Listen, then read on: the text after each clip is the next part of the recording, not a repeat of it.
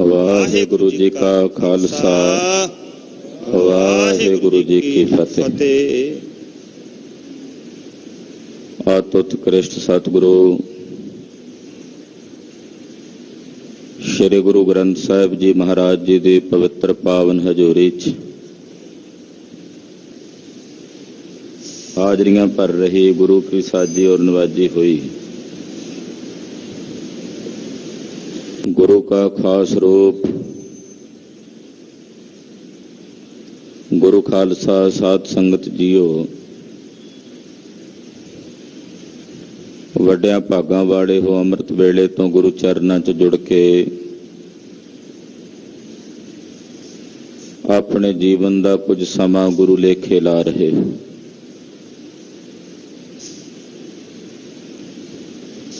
अमृत वेले सतगुरु जी ने पावन पवित्र श्री मुखवाक दी दात बख्शिश की है। तीसरे पातशाह निमाणियां दे मान सतगुरु निताणियां दे ताण सतगुरु श्री गुरु अमरदास जी महाराज अज दा पावन पवित्र शब्द उचारण करके महाराज जी सानू उपदेश दे रहे हैं। आओ कुछ समय लिए अपनियां सुरतियां बिरतियां नू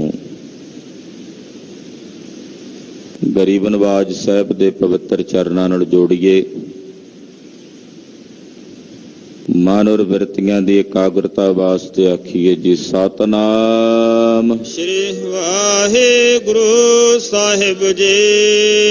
सतनाम श्री वाहिगुरु साहिब जी। सूही महला तीजा जुग चारे तन दे भवै बिन सतगुर सुहाग न होई राम। राग सूही है। तीसरे गुरुदेव जगत गुरु श्री गुरु अमरदास साहब जी का उच्चारण किया होया पवित्र श्री मुखवाक शब्द है। क्यों जुगां वाले संसार दे विच ये जीव रूपी स्त्री भव भव के भरम भरम के थक गई ते जिन्ना मर्जी भव लै जिन्ना मर्जी भरम लै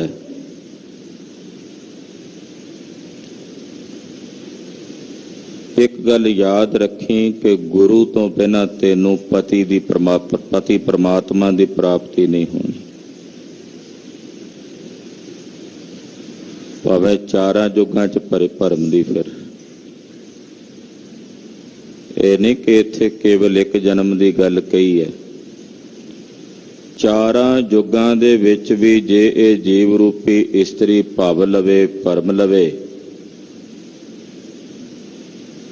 इनू गुरु धारण करना ही पवेगा जे परमेश्वर के रूप च भेद होना।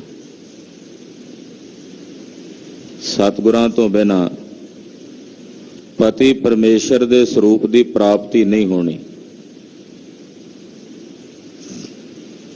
और ये गुरु अमरदास तीसरे पातशाह का अपना तजर्बा है।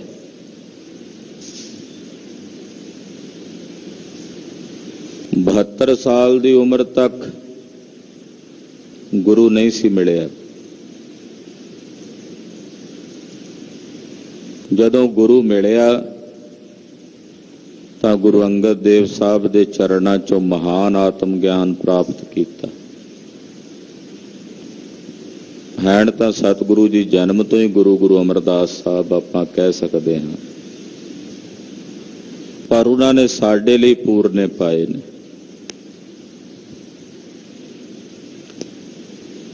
साडे वास्ते प्रेरणा की कि जिहड़ा नगोरा है उहदा नां ही बुरा है। भी होना बंदा ਉਹਦੇ ਜੀਵਨ ਤੇ ਤਰਕਾਰਾਂ ਪਾਈਆਂ ਨੇ ਧਰਮ ਗ੍ਰੰਥਾਂ ਨੇ, ਸ਼ਾਸਤਰਾਂ ਨੇ। ਮਹਾਂਪੁਰਸ਼ਾਂ ਨੇ ਲਾਹਨਤਾਂ ਪਾਈਆਂ ਉਹਨਾਂ ਤੇ ਜਿਹੜੇ ਗੁਰੂ ਵਿਹੂਣੇ ਆ। ਇਸ ਕਰਕੇ ਸਾਹਿਬ ਕਹਿੰਦੇ ਤੂੰ ਚਾਰਾਂ ਯੁੱਗਾਂ ਵਿੱਚ ਭਵ ਲੈ ਭਰਮ ਲੈ, ਤੈਨੂੰ ਸਤਿਗੁਰਾਂ ਤੋਂ ਬਿਨਾਂ ਪਰਮੇਸ਼ਰ ਦੇ ਸਰੂਪ ਦੀ ਪ੍ਰਾਪਤੀ ਨਹੀਂ ਹੋਣੀ, ਪਤੀ ਪਰਮੇਸ਼ਰ ਦੀ ਪ੍ਰਾਪਤੀ ਨਹੀਂ ਹੋਣੀ। ਨਿਹਚ ਰਾਜ ਸਦਾ ਹਰ ਕੇਰਾ, ਤਿਸ ਬਿਨ ਅਵਰ ਨਾ ਕੋਈ ਰਾਮ। ਉਸ ਹਰੀ ਦਾ, ਅਕਾਲ ਪੁਰਖ ਦਾ ਜਿਹੜਾ ਰਾਜ ਹੈ ਨਾ, ਉਹ ਨਿਚਲ, ਉਹ ਚਲਾਏਮਾਨ ਨਹੀਂ ਹੁੰਦਾ। ਦੁਨੀਆ ਦਾ ਹਰ ਰਾਜ, ਹਰ ਖਿੱਤੇ ਦਾ ਰਾਜ ਚਲਾਏਮਾਨ ਹੈ, ਚਲਾ ਜਾਂਦਾ। ਕਿਸੇ ਦਾ 5 ਸਾਲਾਂ ਬਾਅਦ ਹੀ ਸਮਾਪਤ ਹੋ ਜਾਂਦਾ। ਬੜੇ ਬੜੇ ਰਾਜੇ, ਬਾਦਸ਼ਾਹ ਲੋਕ ਰਾਜ ਕਰਦਿਆਂ ਵਿੱਚ ਹੀ ਰਾਜ ਛੱਡ ਕੇ ਚਲਾਣਾ ਕਰ ਗਏ। ਤੋ ਦੁਨੀਆਦਾਰੀ ਦਾ ਕੋਈ ਵੀ ਰਾਜ ਹੈ ਉਹ ਨਿਚਲ ਨਹੀਂ। ਇੱਕ ਪਿਤਾ ਬਣ ਕੇ ਜਦੋਂ ਬੱਚਿਆਂ ਦੀ ਪਰਵਰਿਸ਼ ਕਰਦਾ ਤੇ ਘਰ ਦਾ ਰਾਜਾ ਹੁੰਦਾ, ਇਹਦਾ ਰਾਜ ਹੁੰਦਾ, ਇਹਦਾ ਹੁਕਮ ਚੱਲਦਾ ਹੈ, ਬੱਚੇ ਵੀ ਹੁਕਮ ਮੰਨਦੇ। ਇੱਕ ਸਮਾਂ ਐਸਾ ਆਉਂਦਾ ਹੈ ਕਿ ਖੁੰਝੇ ਤੈਨੂੰ ਬੈਠਣਾ ਪੈਂਦਾ ਉਸੇ ਘਰ 'ਚ।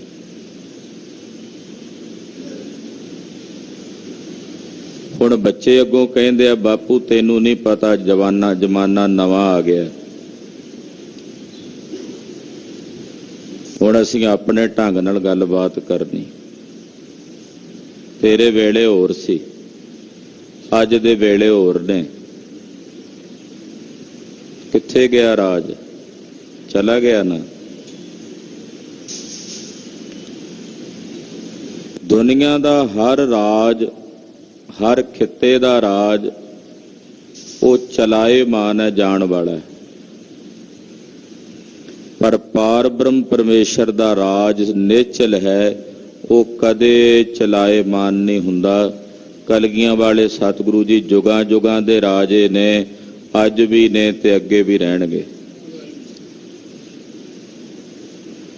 ਤੁਮ ਹੋ ਸਭ ਰਾਜਨ ਕੇ ਰਾਜਾ, ਤੁਮ ਹੋ ਸਭ ਰਾਜਨ ਕੇ ਰਾਜਾ।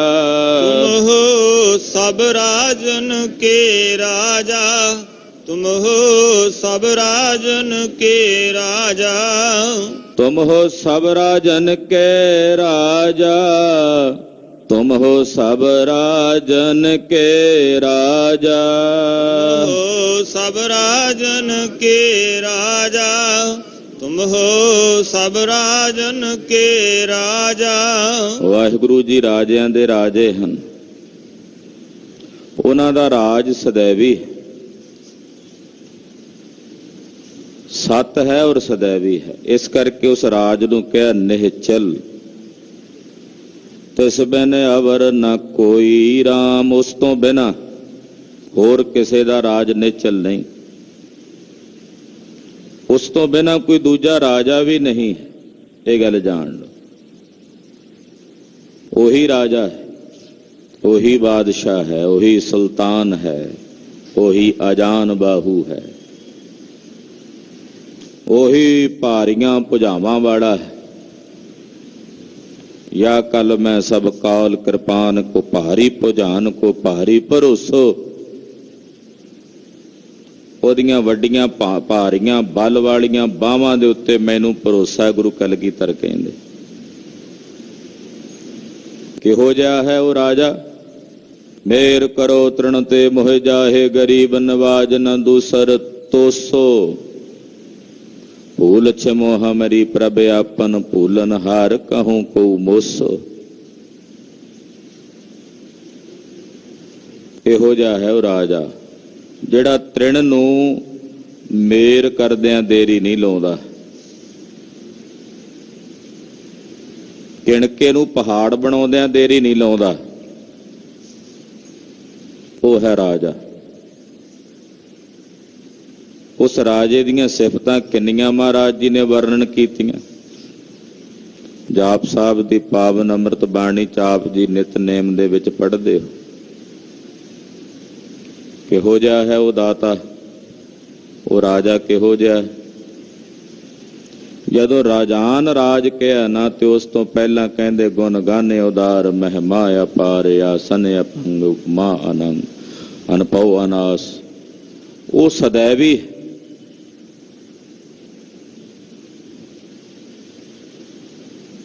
ਉਹ ਬੇਅੰਤ ਹੈ, ਬੇਅੰਤ ਗੁਣਾ ਦਾ ਮਾਲਕ ਹੈ ਔਰ ਸਾਰੇ ਸੰਸਾਰ ਦਾ ਰਾਜਾ। ਰਾਜਾਨ ਰਾਜ, ਪਾਨਾਨ ਪਾਨ, ਦੇਵਾਨ ਦੇਵ, ਉਪਮਾ ਮਹਾਨ, ਇੰਦਰਾਨ ਇੰਦਰ। ਇੰਦਰ ਨੂੰ ਰਾਜਾ ਮੰਨਿਆ ਜਾਂਦਾ ਨਾ, ਕਹਿੰਦੇ ਇੰਦਰ ਦਾ ਵੀ ਉਹ ਰਾਜਾ। ਬਾਲਾਨ ਬਾਲ, ਰੰਕਾਨ ਰੰਕ, ਕਾਲਾਨ ਕਾਰ। ਉਹ ਬੇਅੰਤ ਹੈ, ਉਹਦਾ ਰਾਜ ਸਤ ਹੈ ਔਰ ਸदैवी ਹੈ। ਨਿਹਚਲ ਰਾਜ ਸਦਾ ਹਰ ਕੇਰਾ। ਉਹਦਾ ਰਾਜ ਨਿਹਚਲ ਹੈ, ਉਹਦੇ ਬਿਨਾਂ ਕੋਈ ਦੂਜਾ ਰਾਜਾ ਹੈ ਹੀ ਨਹੀਂ। ਏਦਾਂ ਕਹਿ ਸਕਦੇ ਰਾਜਨ ਮੈਂ ਤੂੰ ਰਾਜਾ ਕਹੀ ਹੈ, ਉਹਦੇ ਵਰਗਾ ਕੋਈ ਦੂਜਾ ਰਾਜਾ ਨਹੀਂ। ਤਿਸ ਬਿਨ ਅਵਰ ਨਾ ਕੋਈ, ਸਦਾ ਸਚ ਸੋਈ, ਗੁਰਮੁਖ ਏਕੋ ਜਾਣਿਆ। ਤਿਸ ਵਾਹਿਗੁਰੂ ਪਾਰ ਬ੍ਰਹਮ ਪਰਮੇਸ਼ਰ ਤੋਂ ਬਿਨਾਂ ਹੋਰ ਕੋਈ ਨਹੀਂ। ਤਿਸ ਬਿਨ ਅਵਰ ਨਾ ਕੋਈ, ਸਦਾ ਸਚ ਸੋਈ, ਉਹ ਸਦਾ ਸੱਚ ਹੈ। ਗੁਰਮੁਖ ਏਕੋ ਜਾਣਿਆ। ਗੁਰਮੁਖਾਂ ਨੇ ਉਸ ਇੱਕ ਨੂੰ ਜਾਣਿਆ, ਇੱਕ ਨੂੰ ਆਪਣੇ ਹਿਰਦੇ 'ਚ ਅਨੁਭਵ ਕੀਤਾ। ਧਨ ਫਿਰ ਮਿਲਾਵਾ ਹੋਆ, ਗੁਰਮਤੀ ਮਨ ਮਾਨਿਆ।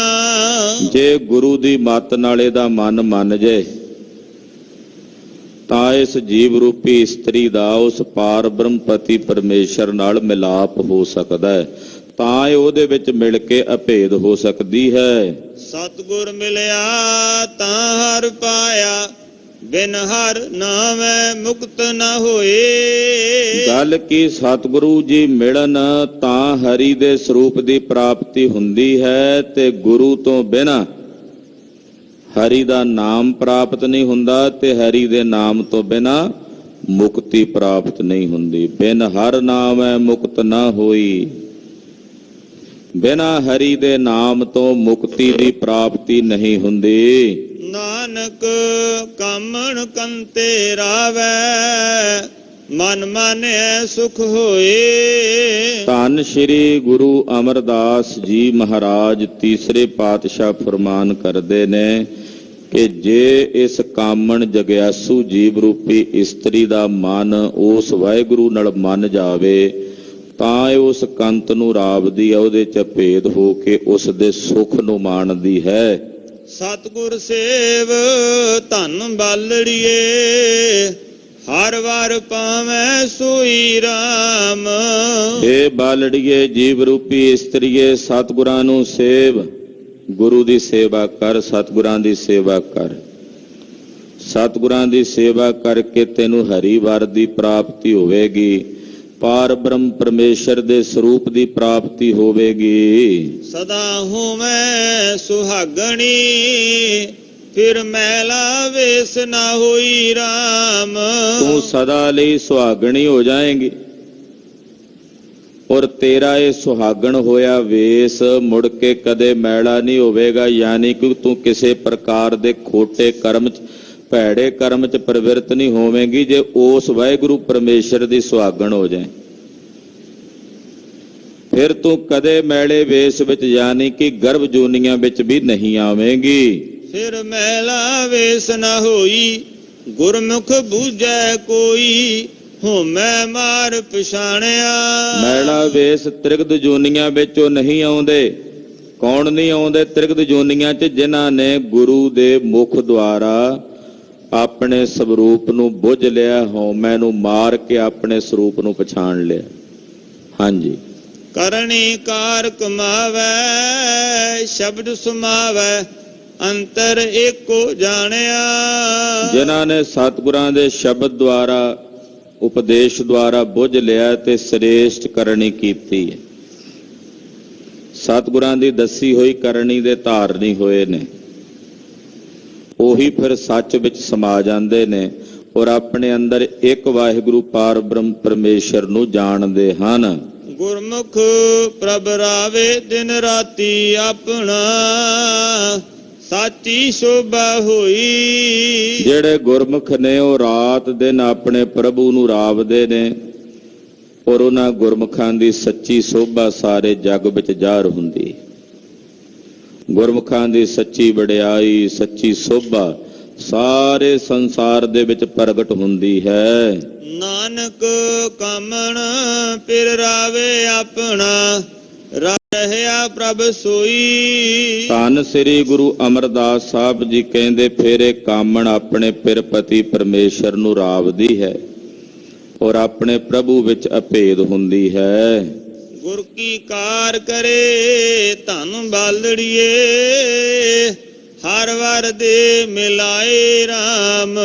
ਜਿਹੜੀ ਬਾਲੜੀ ਜੀਵ ਰੂਪੀ ਇਸਤਰੀ ਗੁਰੂ ਦੀ ਦੱਸੀ ਹੋਈ ਕਾਰ ਕਮਾਉਂਦੀ, ਜਾਂ ਇਦਾਂ ਕਹਿ ਲਈਏ ਜਿਹੜਾ ਮਾਈ ਭਾਈ ਸਤਿਗੁਰਾਂ ਦੇ ਕੀਤੇ ਹੁਕਮ ਮੁਤਾਬਕ ਗੁਰੂ ਦੀ ਦੱਸੀ ਹੋਈ ਕਾਰ ਕਮਾਉਂਦਾ, ਉਹੀ ਉਸ ਹਰੀ ਵਾਹਿਗੁਰੂ ਪਰਮੇਸ਼ਰ ਨਾਲ ਅਭੇਦ ਹੁੰਦਾ ਹੈ। ਵਾਹਿਗੁਰੂ ਜੀ, ਸਤਿਗੁਰੂ ਜੀ ਉਹਨੂੰ ਪਰਮੇਸ਼ਰ ਨਾਲ ਮਿਲਾ ਦਿੰਦੇ ਨੇ ਜਿਹੜਾ ਗੁਰੂ ਦੀ ਦੱਸੀ ਕਾਰ ਕਮਾਉਂਦਾ। ਇਸ ਇੱਕ ਪੰਕਤੀ ਦੇ ਵਿੱਚ ਸਭ ਕੁਝ ਆ ਗਿਆ।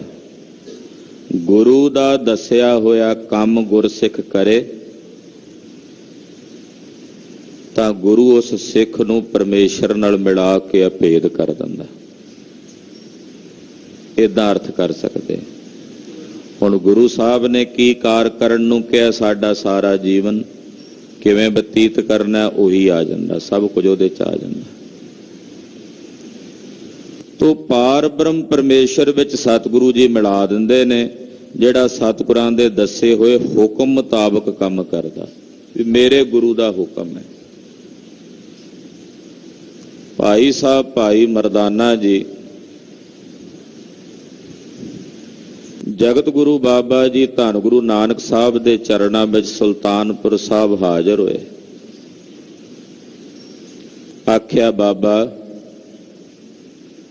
ਤੈਂ ਆਖਿਆ ਸੀ ਕਿ ਮੈਂ ਕਿਸੇ ਹੋਰ ਕੋਲੋਂ ਨਾ ਮੰਗਾ, ਮੈਂ ਤੇਰਾ ਰਬਾਬੀ, ਤੇਰਾ ਡੂਮ ਹਾਂ, ਮੇਰੀ ਧੀ ਦੀ ਸ਼ਾਦੀ ਹੈ, ਜੇ ਕਿਸੇ ਹੋਰ ਕੋਲੋਂ ਨਾ ਮੰਗਾ ਤੇ ਫਿਰ ਸ਼ਾਦੀ ਕਿਵੇਂ ਕਰਾਂ? ਗੁਰੂ ਬਾਬਾ ਜੀ, ਮੈਂ ਤੁਹਾਡੇ ਕੋਲੋਂ ਮੰਗਦਾ ਹਾਂ। ਗੁਰੂ ਬਾਬੇ ਆਖਿਆ, ਮਰਦਾਨਿਆ ਤੈਂ ਚੰਗਾ ਕੀਤਾ, ਅਸਾਂ ਪਾਸ ਆ ਕੇ ਮੰਗਿਆ। ਤੇਰੀ ਇੱਛਾ ਗੁਰੂ ਨਾਨਕ ਦੇ ਘਰੋਂ ਕਰਤਾਰ ਪੂਰੀ ਕਰੇਗਾ। ਲਿਆ ਲਿਸਟ ਦੇ, ਵਿਆਹ ਵਾਸਤੇ ਕੀ ਕੀ ਚਾਹੀਦਾ। ਭਾਈ ਮਰਦਾਨਾ ਜੀ ਨੇ ਲਿਸਟ ਦਿੱਤੀ। ਜਿਹੜਾ ਰਾਜ ਸਾਜ ਉਹਦੇ ਵਿੱਚ ਲਿਖਿਆ ਸੀ, ਜਿਹੜਾ ਸਮਾਨ ਲਿਖਿਆ ਸੀ, ਕੁਝ ਕੁ ਤਾਂ ਮਿਲ ਗਿਆ, ਇੱਥੋਂ ਹੀ ਮਹਾਰਾਜ ਜੀ ਨੇ ਦੇ ਦਿੱਤਾ, ਪਰ ਕੁਝ ਨਹੀਂ ਸੀ ਜਿਹੜਾ ਲਾਹੌਰ ਸ਼ਹਿਰ ਤੋਂ ਮਿਲਣਾ ਸੀ। ਵੱਡਾ ਸ਼ਹਿਰ ਉਦੋਂ ਲਾਹੌਰ ਹੀ ਪੈਣਾ ਸੀ।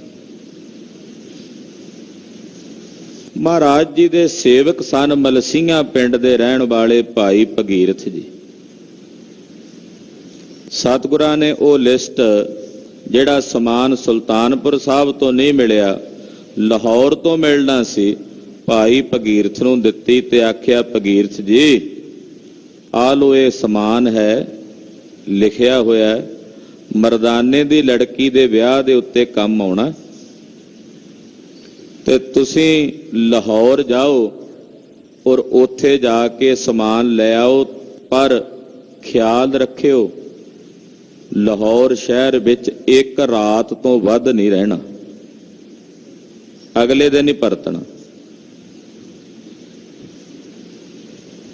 ਭਾਈ ਭਗੀਰਥ ਜੀ ਨੇ 7 ਬਚਨ ਕਿਹਾ, ਲਾਹੌਰ ਚਲੇ ਗਏ। ਲਾਹੌਰ ਜਾ ਕੇ ਇੱਕ ਦੁਕਾਨ ਤੇ ਪਹੁੰਚੇ। ਉਸ ਦੁਕਾਨ ਦੇ ਸੇਠ ਦਾ ਨਾਮ ਸੀ ਮਾਨਸੁਖ, ਭਾਈ ਮਾਨਸੁਖ।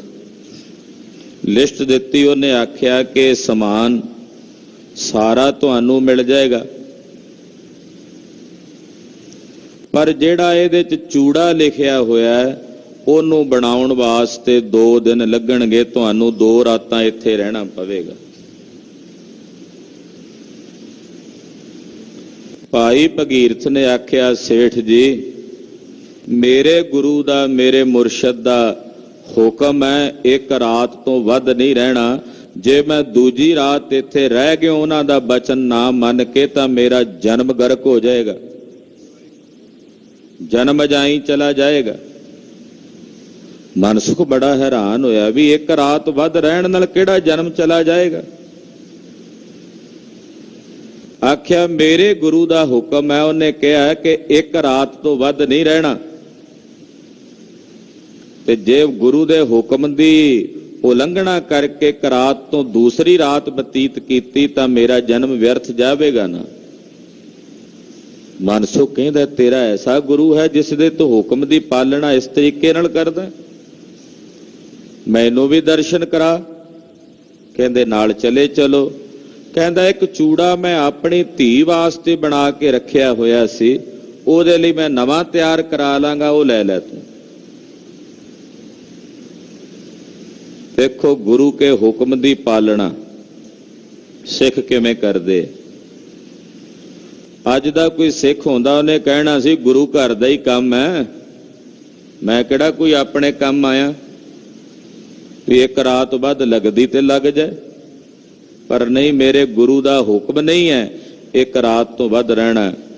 ਵੇਖੋ ਹੁਕਮ ਮੰਨਣ ਵਾਲੇ ਸਿੱਖ ਦੇ ਕੋਲੋਂ ਪ੍ਰੇਰਨਾ ਲੈ ਕੇ ਕਿਵੇਂ ਮਨਸੁਖ ਵੀ ਸਿੱਖ ਬਣ ਗਿਆ। ਅੱਜ ਆਪਾਂ ਕਹਿੰਦੇ ਆ ਨਾ ਵੀ ਸਿੱਖੀ ਦਾ ਇੰਨਾ ਪ੍ਰਚਾਰ ਹੋ ਰਿਹਾ, ਇੰਨੇ ਦੀਵਾਨ ਸਜਦੇ ਐ, ਫਿਰ ਵੀ ਸਿੱਖੀ ਪ੍ਰਫੁੱਲਤ ਵੱਧ ਨਹੀਂ ਹੋ ਰਹੀ। ਕਿਉਂ ਨਹੀਂ ਹੋ ਰਹੀ ਭਾਈ? ਹੁਕਮ ਮੰਨਣ ਵਾਲੇ ਨਹੀਂ ਹਨ, ਹੁਕਮ ਕਰਨ ਵਾਲੇ ਬਹੁਤ ਨੇ।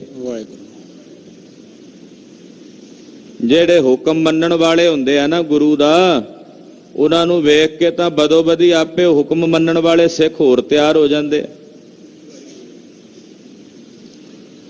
ਅੱਜ ਅਸੀਂ ਬਹੁਤੇ ਹੁਕਮ ਕਰਨ ਵਾਲੇ ਹਾਂ, ਹੁਕਮ ਮੰਨਣ ਵਾਲੇ ਨਹੀਂ। ਮੈਂ ਆਪਣੇ ਵਿੱਚ ਸਮੇਤ ਗਿਣਤੀ ਕਰਦਾ।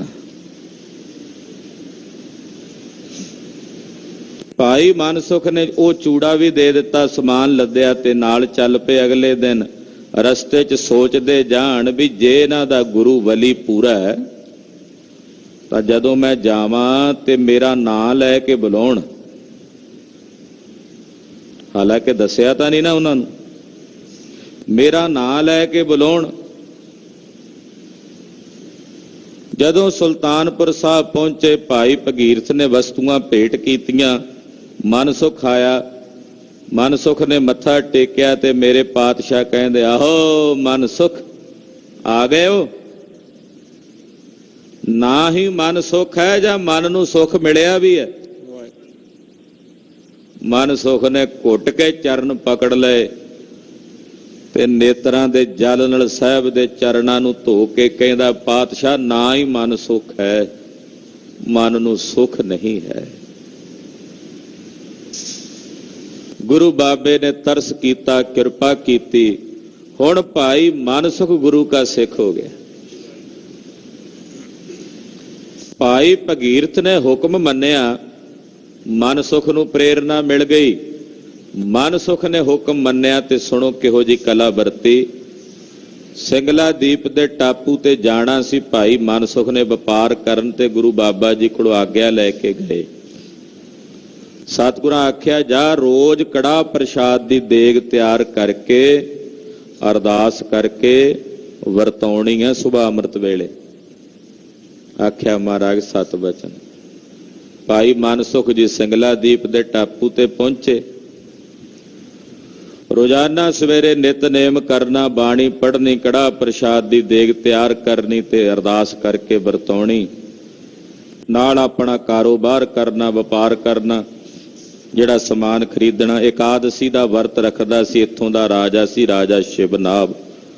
ਉਸ ਦਿਨ ਪੂਰੇ ਸ਼ਹਿਰ ਦੇ ਵਿੱਚ, ਪੂਰੇ ਸਿੰਗਲਾ ਦੀਪ ਟਾਪੂ ਦੇ ਉੱਤੇ ਕੋਈ ਰੋਟੀ ਨਹੀਂ ਸੀ ਖਾਂਦਾ ਵੀ ਅੱਜ ਇਕਾਦਸ਼ੀ ਦਾ ਵਰਤ ਹੈ। ਭਾਈ ਮਨਸੁਖ ਨੇ ਆਖਿਆ ਵੀ ਮੇਰੇ ਸਾਹਿਬ ਦਾ ਤਾਂ ਹੁਕਮ ਹੈ। ਉਸ ਦਿਨ ਕੋਈ ਚੁੱਲ੍ਹਾ ਨਹੀਂ ਸੀ ਤਪਾਉਂਦਾ। ਭਾਈ ਮਨਸੁਖ ਨੇ ਸਵੇਰੇ ਅੱਜ ਚੁੱਲ੍ਹਾ ਵੀ ਤਪਾਇਆ, ਕੜਾਹ ਪ੍ਰਸ਼ਾਦ ਦੀ ਦੇਗ ਤਿਆਰ ਕੀਤੀ, ਵਰਤਾਈ ਤੇ ਕੋਈ ਛਕੇ ਨਾ। ਕਹਿੰਦੇ ਜੀ ਅੱਜ ਵਰਤ ਹੈ। ਕਹਿੰਦੇ ਤੈਨੂੰ ਨਹੀਂ ਪਤਾ ਇੱਥੇ ਸਾਡੇ ਦੇਸ਼ ਵਿੱਚ ਇਕਾਦਸ਼ੀ ਵਾਲੇ ਦਿਨ ਵਰਤ ਰੱਖਦੇ ਨੇ, ਕੋਈ ਨਹੀਂ ਖਾਂਦਾ। ਆਖਿਆ ਵੀ ਹੋਵੇਗਾ ਤੁਹਾਡਾ, ਪਰ ਮੇਰੇ ਗੁਰੂ ਦਾ ਮੈਨੂੰ ਹੁਕਮ ਹੈ ਕਿ ਰੋਜ਼ਾਨਾ ਸਵੇਰੇ ਕੜਾਹ ਪ੍ਰਸ਼ਾਦ ਦੀ ਦੇਗ ਤਿਆਰ ਕਰਕੇ ਵਰਤਾਉਣੀ ਹੈ, ਅਰਦਾਸ ਕਰਕੇ ਵਰਤਾਉਣੀ ਹੈ। ਮੈਂ ਤਾਂ ਆਪਣੇ ਗੁਰੂ ਦਾ ਹੁਕਮ ਮੰਨਿਆ। ਉਹਨਾਂ ਨੇ ਸਾਨੂੰ ਥੋੜਾ ਖਾਣਾ ਤੇ ਥੋੜੇ ਸੌਣ ਦਾ ਵਰਤ ਰੋਜ਼ ਦਾ ਹੀ ਰੱਖਿਆ। ਇਹ ਗੱਲ ਜਦੋਂ ਰਾਜੇ ਸ਼ਿਵਨਾਭ ਨੂੰ ਪਤਾ ਲੱਗੀ, ਭਾਈ ਮਨਸੁਖ ਨੂੰ ਸੱਦਿਆ ਵੀ ਤੈਂ ਸਾਡੇ ਦੇਸ਼ ਵਿੱਚ ਆ ਕੇ ਸਾਡਾ ਕਾਨੂੰਨ ਤੋੜਿਆ। ਆਖਿਆ ਨਹੀਂ ਰਾਜਾ ਸ਼ਿਵਨਾਭ, ਮੈਂ ਤੇਰੇ ਦੇਸ਼ ਦਾ ਕਾਨੂੰਨ ਨਹੀਂ ਤੋੜਿਆ, ਮੈਂ ਆਪਣੇ ਗੁਰੂ ਦਾ ਹੁਕਮ ਮੰਨਿਆ। ਪ੍ਰੇਰਨਾ ਮਿਲੀ ਤੇ ਰਾਜਾ ਸ਼ਿਵਨਾਭ ਕਹਿੰਦਾ ਜਿਸ ਗੁਰੂ ਦਾ ਤੈਂ ਹੁਕਮ ਮੰਨਦਾ ਉਸ ਗੁਰੂ ਦੇ ਦਰਸ਼ਨ ਹੋਣਗੇ, ਲੈ ਚੱਲੇਗਾ ਨਾਲ। ਕਹਿੰਦੇ ਜਾਣ ਦੀ ਕੀ ਲੋੜ ਹੈ, ਅੰਤਰਜਾਮੀ ਇੱਥੇ ਬੈਠ ਕੇ ਅਰਾਧ ਆਪੇ ਆ ਕੇ ਦਰਸ਼ਨ ਦੇ ਦੇਣਗੇ। ਮਨਸੁਖ ਨੇ ਹੁਕਮ ਮੰਨਿਆ ਤੇ ਰਾਜੇ ਸ਼ਿਵਨਾਭ ਨੂੰ ਪ੍ਰੇਰਨਾ ਹੋ ਗਈ ਤੇ ਗੁਰੂ ਬਾਬੇ ਨੇ ਆ ਕੇ ਰਾਜੇ ਸ਼ਿਵਨਾਭ ਨੂੰ ਦਰਸ਼ਨ ਦਿੱਤੇ।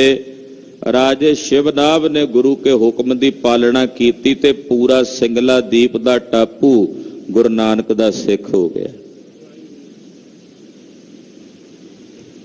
ਹੁਕਮ ਮੰਨਣ ਵਾਲਿਆਂ ਦੀ ਬਾਤ ਸੁਣਾਈ ਹੈ, ਜਨਮ ਸਾਖੀ ਦੇ ਬਚਨ ਨੇ। ਭਾਈ ਮਰਦਾਨੇ ਨੇ ਹੁਕਮ ਮੰਨਿਆ ਸੀ ਪਹਿਲਾਂ ਕਿ ਕਿਸੇ ਹੋਰ ਕੋਲੋਂ ਨਹੀਂ ਮੰਗਣਾ, ਕੋਈ ਵੀ ਇੱਛਾ ਹੋਵੇ ਸਾਡੇ ਕੋਲੋਂ ਆ ਕੇ ਮੰਗਣਾ। ਤੇ ਉਹਨਾਂ ਨੇ ਗੁਰੂ ਹੁਕਮ ਮੰਨਿਆ, ਉਹ ਸਤਿਗੁਰਾਂ ਦੀ ਸ਼ਰਨ ਆਏ। ਭਾਈ ਭਗੀਰਥ ਨੇ ਹੁਕਮ ਮੰਨਿਆ, ਮਨਸੁਖ ਗੁਰੂ ਸ਼ਰਨ ਚ ਆਇਆ। ਮਨਸੁਖ ਨੇ ਹੁਕਮ ਮੰਨਿਆ, ਰਾਜਾ ਸ਼ਿਵਨਾਭ ਸ਼ਰਨ ਆਇਆ। ਰਾਜੇ ਸ਼ਿਵਨਾਭ ਨੇ ਹੁਕਮ ਮੰਨਿਆ ਤੇ ਸਿੰਗਲਾ ਦੀਪ ਦੇ ਟਾਪੂ ਤੇ ਸੈਂਕੜੇ ਹਜ਼ਾਰਾਂ ਲੋਕਾਂ ਨੇ ਗੁਰੂ ਕੇ ਚਰਨਾਂ ਦੀ ਪਹੁਲ ਲੈ ਕੇ ਸਿੱਖੀ ਧਾਰਨ ਕੀਤੀ। ਗੁਰ ਕੀ ਕਾਰ ਕਮਾਏ ਲਾਹਾ ਘਰ ਆਣਿਆ। ਗੁਰੂ ਦੀ ਦੱਸੀ ਹੋਈ ਕਾਰ ਜਦੋਂ ਕੋਈ ਸਿੱਖ ਕਮਾਉਂਦਾ ਹੈ ਤਾਂ ਉਹਨੂੰ ਸਤਿਗੁਰੂ ਜੀ ਪਾਰ ਬ੍ਰਹਮ ਪਰਮੇਸ਼ਰ ਵਿੱਚ ਮਿਲਾ ਕੇ ਅਭੇਦ ਕਰਦੇ ਹਨ। ਹਰ ਕੈ ਰੰਗ ਰਤੀ ਹੈ ਕਾਮਣ, ਮਿਲ ਪ੍ਰੀਤਮ ਸੁਖ ਪਾਏ RAM। ਜਿਹੜੀ ਕਾਮਣ ਉਸ ਹਰੀ ਵਾਹਿਗੁਰੂ ਦੇ ਪ੍ਰੇਮ ਰੰਗ ਵਿੱਚ ਰਤੀ ਜਾਵੇ, ਉਹ ਪਰਮੇਸ਼ਰ ਵਿੱਚ ਮਿਲ ਕੇ ਪ੍ਰੀਤਮ ਪਿਆਰੇ ਵਿੱਚ ਮਿਲ ਕੇ ਸੁਖ ਪਾਉਂਦੀ ਹੈ। ਮਿਲ ਪ੍ਰੀਤਮ ਸੁਖ ਪਾਏ, ਸੱਚ ਸਮਾਏ, ਸੱਚ ਵਰਤੈ ਸਭ ਥਾਈ। ਪਿਆਰੇ ਪ੍ਰੀਤਮ ਨੂੰ ਮਿਲ ਕੇ ਤਿਨਾਂ ਨੂੰ ਸੁਖ ਦੀ ਪ੍ਰਾਪਤੀ ਹੁੰਦੀ ਹੈ, ਸੱਚ 'ਚ ਸਮਾ ਜਾਂਦੇ ਹਨ। ਉਹ ਸੱਚ ਵਰਤਦਾ ਸਭ ਥਾਵਾਂ ਤੇ, ਇਹ ਉਹਨਾਂ ਨੂੰ ਨਜ਼ਰ ਆ ਜਾਂਦਾ ਹੈ। ਸੱਚਾ ਸਿੰਗਾਰ ਕਰੇ ਦਿਨ ਰਾਤੀ, ਕਾਮਣ ਸੱਚ ਸਮਾਈ। ਉਹ ਸੱਚਾ ਸ਼ਿੰਗਾਰ ਰਾਤ ਦਿਨ ਕਰਦੇ ਨੇ ਔਰ ਉਹ ਕਾਮਣਾ ਜਗਿਆਸੂ ਜੀਵ ਰੂਪੀ ਇਸਤਰੀਆਂ ਸੱਚ 'ਚ ਸਮਾ ਜਾਂਦੀਆਂ ਹਨ। ਹਰ ਸੁਖ ਦਾਤਾ ਸ਼ਬਦ ਪਛਾਤਾ, ਕਾਮਣ ਲਿਆ ਕੰਠ ਲਾਏ। ਹਰੀ ਸੁੱਖਾਂ ਦਾ ਦਾਤਾ ਹੈ। ਸਤਿਗੁਰਾਂ ਦੇ ਸ਼ਬਦ ਦੇ ਰੰਗ ਵਿੱਚ ਜਿਹੜਾ ਰੰਗਿਆ ਹੋਇਆ, ਉਹ ਆਪਣੇ ਆਪ ਨੂੰ ਪਛਾਣਦਾ ਔਰ ਉਹਨਾਂ ਕਾਮਣਾ ਨੂੰ, ਜੀਵਾਂ ਨੂੰ ਵਾਹਿਗੁਰੂ ਜੀ ਆਪਣੇ ਕੰਠ ਨਾਲ ਲਾ ਕੇ ਆਪਣੇ ਵਿੱਚ ਅਭੇਦ ਕਰਦੇ ਹਨ। ਨਾਨਕ ਮਹਿਲੀ ਮਹਿਲ ਪਛਾਣੈ, ਗੁਰਮਤੀ ਹਰ ਪਾਏ। ਧੰਨ ਗੁਰੂ ਅਮਰਦਾਸ ਪਾਤਸ਼ਾਹ ਕਹਿੰਦੇ, ਭਾਈ ਜਿਹੜੇ ਸਤਿਗੁਰੂ ਜੀ ਦੇ ਮਹਿਲੀ ਸਰੂਪ ਨੂੰ ਪਛਾਣਦੇ ਨੇ, ਉਹੀ ਸਾਹਿਬ ਦੇ ਮਹਿਲ ਰੂਪ ਵਿੱਚ ਜਾ ਕੇ ਅਭੇਦ ਹੁੰਦੇ ਹਨ। ਗੁਰੂ ਦੀ ਮੱਤ ਦੁਆਰਾ ਹੀ ਹਰੀ ਦੇ ਸਰੂਪ ਦੀ ਮਹਿਲ ਦੀ ਪ੍ਰਾਪਤੀ ਹੁੰਦੀ ਹੈ।